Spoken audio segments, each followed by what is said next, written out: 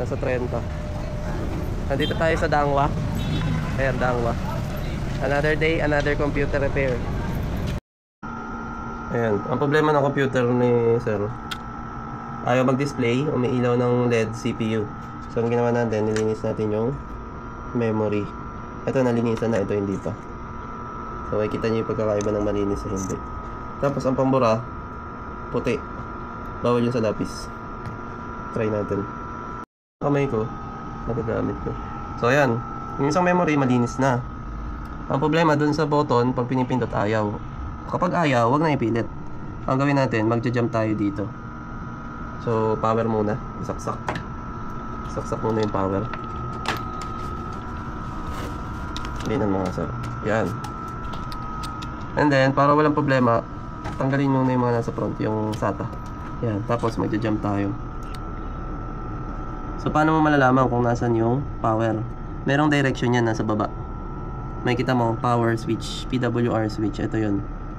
Yan, so nag-power. Sabihin yun doon, yung button, maarte. Kasi pag pindot-pindot ayaw. Working naman, may power. Pero paano mo malalaman good na? Meron ng LED indicator yan eh. 4 na LED indicator. Yung una, CPU, yung pangalawa RAM, yung pangatlo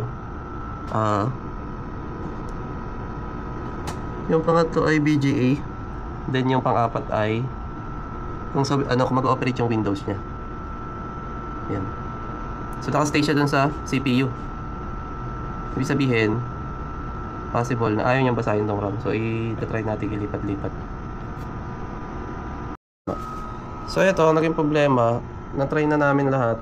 Ayaw pa rin niya mag-display. Naka-stay lang siya dun sa proxy. Ibig sabihin, yung proxy pa lang ayaw nang basahin. So pag-check ko, may thermal paste na nasa surface ng slot. Tsaka sa mismong proxy. Yung sa slot, natanggal ko na. Pero yung sa proxy, meron pa. Ayan o. Ayan o, yung may pula. Ayan, yan, yung tinatamaan ng pula. Thermal paste yan. Tapos sa gilid, meron din. Ay, mag-focus ah. Ba't ayaw nyo mag-focus?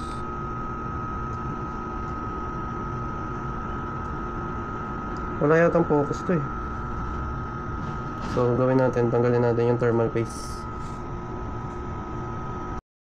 So, natry namin yung proxy ikabit na after malinisan, pero same pa din. Tapos pag hinawakan, malamig pa siya sa bangkay. And then sa memory naman, gumamit na ako ng iba, ayaw talaga. So ibig sabihin, totally cut talaga yung connection ng proxy tsaka motherboard. Walang nagkakayaring connection, kaya yung ilaw niya doon lang sa load leg. So, setup nito, picturean ko yung board tsaka proxy, yung mga serial. Yan yung serial, send sa conversation. Then dadalhin ko, ipapatest natin sa supplier, salpak yung proxy sa board, yung board salpakan ng ibang proxy para ma-justify ano yung okay, ano yung sira. Kung may okay pa ba kahit papaano na isa man lang sa parts na yan, or parehas sira. Ayan, bukas yan malalaman. Ayan, nandito tayo ngayon sa Quezon City, Alley 2. Quezon City, Alley 2. Kung kanina yung board, wala, ayaw talaga, dinala ko na. Ang gagawin ko lang, isasalpak ko to. Diba? Pag sinalpak ko, may burn test, kung may problema, akong goods, then after nun, uwian na. Okay na, tapos na. Ay, bag ko pala. May computer dyan, CPU. Nahulog yung bag ko. Bira, wala na siya dun. So ito, may isalpak yung video card. Okay naman, gumagana naman. Ayan, gumagana naman. So kailangan lagyan ng drivers.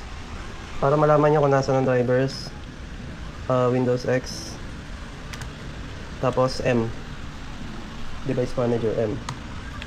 Pagpunta nyo ng M, walang mouse. Naka-on ba ito? Naka-off? Ha? Naka-on. Ayan, nakikita nyo agad yung display. So itong display ay abang 1660 Super agad ah. Pero hindi porket may drivers, okay na. Kailangan ma-check nyo kung anong date. 2024. So, kailangan i-update yan. Ayan, so ayan yung graphics. Yan yung in-install natin. Pinapit tayo sa loob.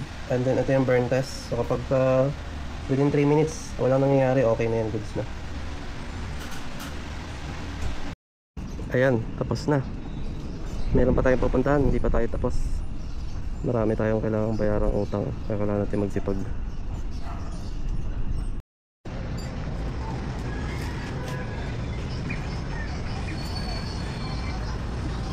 Ang lugar to, Manila. Ayan.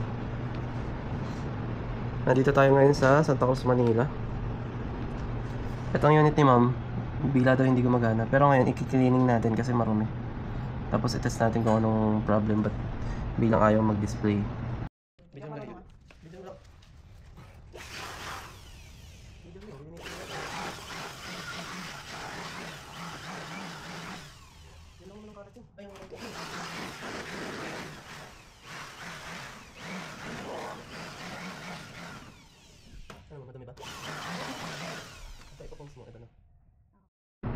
Ayan, okay na. Nalinis na, nalagyan na ng bagong thermal paste, bagong Siemens battery. So, nilagyan natin ng tape. Kasi nga, shorted sa case. Nag-ground si ma'am. So, yun din yung reason ba't namamatay. Pag malakas na yung ground, hindi na kayang indahin ng motherboard. Ayan, okay na. So, sa setup nito, hindi to dito nakapwesto. Sa kwarto. So, ikasasara na lang, tapos okay na. Uwian na. Sa Mayamot Antipolo. Mayamot Antipolo. Nandito tayo ngayon. So, check natin yung computer kung anong problema. Kapag maglilinis, blower lang.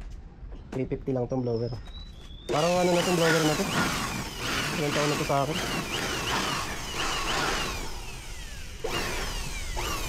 Yun, linis. Pati kalat sa gilid. May lalapit ko to, sir. Ay, ipaangat nyo. Ay, hindi na pala kaya. Okay lang, sir. Hindi na pala kaya. Dapat pala ito iangat ko dito, sorry. Yan. Ang bog dito sa ibabaw pagka ay.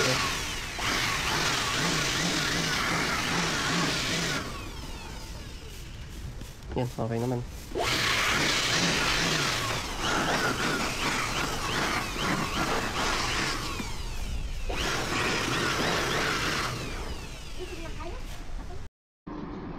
May bibidyo ka pa Ito naman na. yung laptop. So, nalinis ko na. Na-check na. So, burn test na lang. So, RA. Pambira, limos. Smooth. Kung gaano kabilis yan, ganun kabilis mag-operate. Ganun kabilis mag-isip. Anong pinipindot? Ano lang, A mo lang, sir. Nandyan na yung command eh. A lang. Letter A. A, tapos enter. Yan na, parang na yan. Kumokonekta na yan sa outer space. Yan. So, nandito pa rin tayo sa Antipolo. After natin nalinis yung CPU, merong extra linis at thermal itong laptop. Naka i5 yan, tas RTX malupit. So, linisin natin. Yan, nabuksan na natin. Kailangan mo nang tanggalin tong mahabang to. Ayan, before mo matanggal tong back cover. So, ayan, marami na.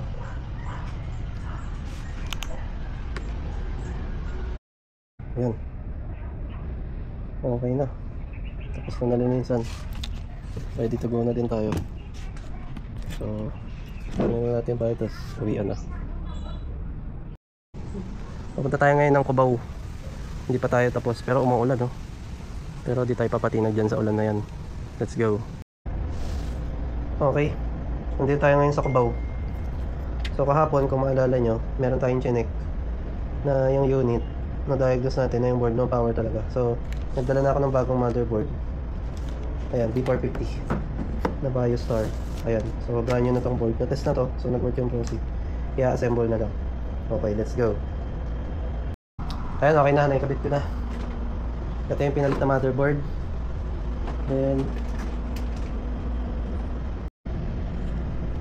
ayan, so naikabit ko na yung motherboard. Ito yung pinagpalitan. Ito yung sira. Ito yung box ng bago, B450.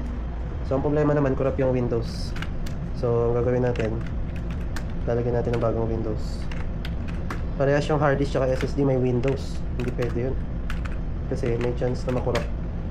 Kasi kung saan siya may nade-detect na recovery tsaka UEFI. Kaya dapat ang Windows. Yan, uwihan na. Yung customer nakatira dito sa ganito kagandang condo, premium. Ano ko yung manok? Kapit pa tayong cord. May wala pa tayong babayaran, kaya kailangan natin magsumikap at magsipag. Let's go. Ayan, nandito tayo sa Quezon City, malapit sa Visayas. Ito yung sirang board, ayaw mag-display. So meron bagong board, ikakabit lang natin. Tapos pagkabit, okay na. naikabit na natin yung board. Okay na. Ayan na rin, working na din. Sa drivers, in-update ko lang para okay na. Tapos, uwian na. Ayan yung pinagpalitan. Ayan, B450. Ito yung sirain na sa ilalim. Ayan, gabing-gabi na tayo. Sorry sa kay customer, pasensya na po.